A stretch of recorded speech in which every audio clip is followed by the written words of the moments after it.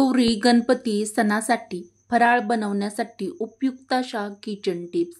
चला तर मग व्हिडिओला सुरुवात करूया. Tip number 1.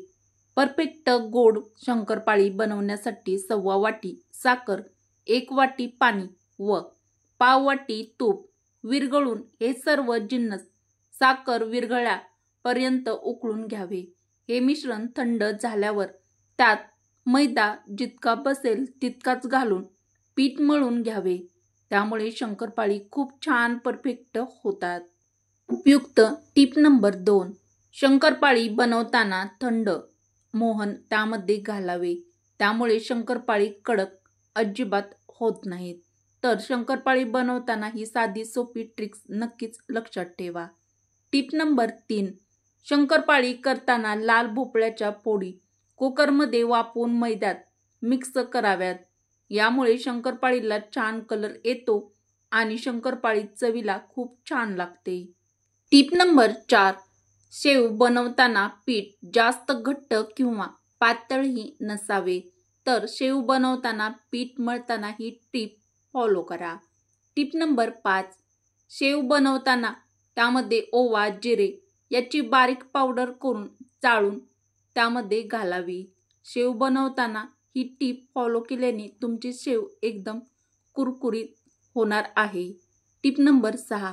अनारसे बनवताना अनारशाला छान जाळी पडण्यासाठी अनारशाचे पीठ तयार करताना त्यामध्ये 1 चमचा साईचे दही घालावे. त्यामुळे अनारशाला छान जाळी पडते. Tip number 7. चकली बनवताना चकलीमध्ये हळदीचा वापर टाळावा. नाहीतर चकली काळपट दिसेल.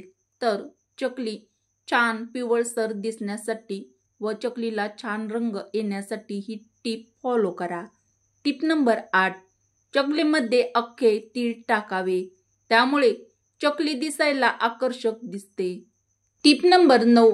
अनारशाचे पीठ घट्ट होत असेल तर त्याला थोडासा दुधाचा हात लावून किंवा दह्याचा हात लावून आकार द्यावा. महिलांना परफेक्ट चकली बनवण्यासाठी उपयुक्त व महत्त्वाची टिप नंबर 10. चकली भाजणी करताना सर्व जिन्नस योग्य त्या कमी जास्त प्रमाणात घ्यावे. नाहीतर चकली बिघडणार, परफेक्ट चकली बनणार नाही. Tip number 11. चकलीच्या भाजणीचे सर्व जिन्नस मंद आचेवर भाजून घ्यावे, मगच दळून आणावे. उपयुक्त टीप आवडल्या असतील तर मराठी रोहिणी किचन या आपल्या चॅनलला लाईक, शेअर व सबस्क्राईब देखील अवश्य करा. नंबर 12. चकली बनवताना चकली खुसखुशीत होत नाही असे दिसले तर गोळ्यावर कढईमधील 2 चमचे गरम तेल घालून परत गोळा मळावा. मग चकल्या छान कुरकुरीत होतात. परफेक्ट चकली बनविण्यासाठी टिप नंबर 13. तेल चांगले तापल्यावरच त्यात चकल्या टाकाव्यात. नाहीतर चकल्या त्यामध्ये विरघळून तेलात खूप बुडबुडे येतात व फेस देखील येतो. अशा वेळी दुसरीकडे वर कापड ठेवून त्यामध्ये तेल गाळून घ्यावे. तर चकली बनवताना ही टीप नक्कीच फॉलो करा. Tip number 14. चिवडा बनवताना त्याला लागणारे साहित्य तयार ठेवावे. म्हणजे काही साहित्य विसरणार नाही आणि ऐनवेळी आपली धावपळ देखील होणार नाही. प्रत्येक महिलेने लक्षात ठेवण्यासारखी महत्त्वाची टिप नंबर 15. चकली तळताना घाई केली किंवा मोठ्या आचेवर चकली तळली तर चकली वरून लाल आणि आतून कच्ची राहते. त्यामुळे चकली तळताना ही खबरदारी तर तुम्ही नक्कीच घ्या. Tip number 16. चकली पूर्ण बुडबुडे येईपर्यंत तळली नाही तर थोड्या वेळाने चकली मऊ पडते. तर बऱ्याचशा महिलांची तक्रार असते की चकली मऊ पडते. त्यांनी ही टीप लक्षात ठेवा. Tip number 17. चकली मळताना पाणी जास्त झाले तर थोड्या वेळाने चकली मऊ होण्याची शक्यता असते. Tip number 18. गरम चिरोटे थंड पाकात बुडवून काढावे व जाळीवर नितळण्यास ठेवावे. तर चिरोटे बनवल्यानंतर ही टीप फॉलो करा. Tip number 19. गोड फराळ जास्त दिवस टिकवण्यासाठी साजूक तूप वापरावे. डालड्यापेक्षा साजूक तूप कमी लागते व चवीला छान लागते व कितीही दिवस फराळ राहिला तरी फराळाचा वास खवट येत नाही. तर कोणताही गौरी गणपतीसाठी गोड फराळ बनवताना तुम्ही ही साधी सोपी पण महत्त्वाची ट्रिक्स फॉलो करा. Tip number 20. चकली तळताना तेल चांगले तापले आहे की नाही ते अगोदर एक तुकडा तळून पाहावा. चकली तेलात सोडताना विस्तव मोठा ठेवावा, म्हणजेच गॅस मध्यम ठेवावा. Tip number 21. चकली तळल्यावर पेपरवर ठेवावी, मग थंड झाल्यावर घट्ट झाकणाच्या डब्यात ठेवावी. तर चकली बनवून झाल्यानंतर ही साधी पण महत्त्वाची टीप फॉलो करा. गणपती बाप्पाच्या प्रसादासाठी टीप नंबर 22. केळी घालून शिरा करायचा असल्यास तुपातच केळ्याचे काप तळावे. मऊसर झाले की त्यात रवा टाकून नेहमीप्रमाणे शिरा करावा व त्यामुळे केळ्याचा चांगला वास शिऱ्याला येतो व शिऱ्यामधील काप केळीचे काळे देखील पडत नाहीत.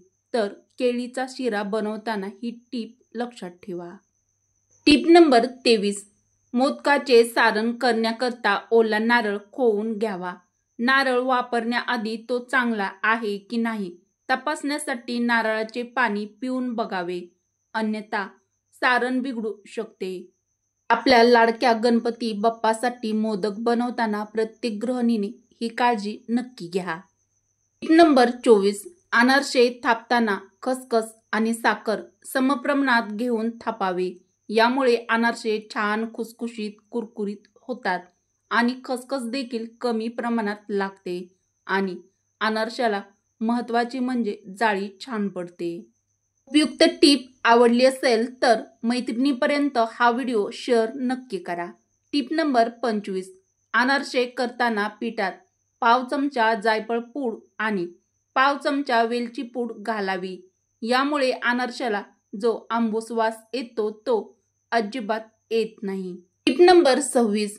चिवडा बनवताना पोहे किंवा मुरमुरे आधी थोडे भाजून घ्यावे, म्हणजे चिवडा छान कुरकुरीत होईल. चिवडा बनवताना त्यामध्ये थोडीशी पिठी साखर देखील टाकावी. यामुळे चिवडा अधिक उत्तम व टेस्टी लागतो. टीप नंबर 27. शंकरपाळीसाठी लागणारी चपाती जाडसर लाटावी. यामुळे शंकरपाळ्या खुसखुशीत कुरकुरीत होतात. टीप नंबर 28. करंजी करताना मैदा दुधामध्ये मळावा आणि दूध निरसे म्हणजेच न तापवलेले दूध असावे. त्यामुळे करंजी छान चविष्ट होते. गौरी गणपती सणासाठी परफेक्ट फराळ बनवण्यासाठी प्रत्येक मैत्रिणीच्या कामी येतील अशा उपयुक्त व खास किचन टीप किंवा किचन ट्रिक्स आवडल्यास मराठी रोहिणी किचन या आपल्या मराठमोळ्या चॅनलला लाईक, शेअर व सबस्क्राईब देखील अवश्य करा. उपयुक्त व्हिडिओ तुमच्या मित्र परिवारासोबत शेअर देखील अवश्य करा. चला तर मग भेटू अशाच पुढच्या एखाद्या छानशा व्हिडिओमध्ये. व्हिडिओ पूर्ण बघितल्याबद्दल तुमचे मनापासून धन्यवाद.